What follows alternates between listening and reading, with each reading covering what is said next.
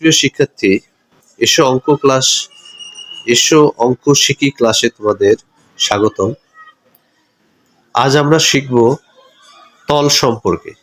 তল মানে সারফেস আর কি। কোনো ঘন বস্তুর উপরিভাগকে সাধারণত আমরা তল বলে থাকি। যেমন ইটের 6টি তল, বইয়ের 6টি তল। তো এই ঘনবস্তুগুলোর অনেক তল রয়েছে। এই তলকে তাহলে আমরা শিখলাম কোনো ঘনবস্তুর উপরিভাগ হচ্ছে তল। যদি একটা ইটকে উল্টানো হয় তখন তার উপরিভাগকে ওটাও তল বলা হবে। 500 তল আছে। এখন আমরা শিখব সমতল বা প্লেন। যে তল সোজা বা সমান থাকে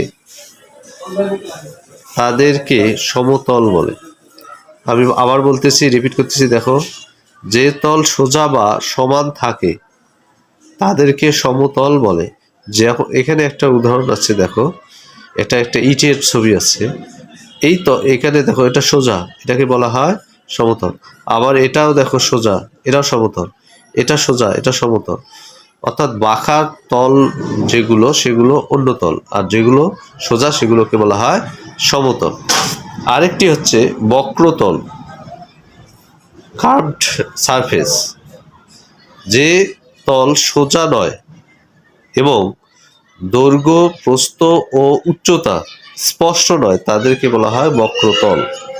ভালো করে বোঝো, যে তল সোজা নয় এবং দৈর্ঘ্য, প্রস্থ ও উচ্চতা স্পষ্ট নয় তাদেরকে বক্রতল বলে।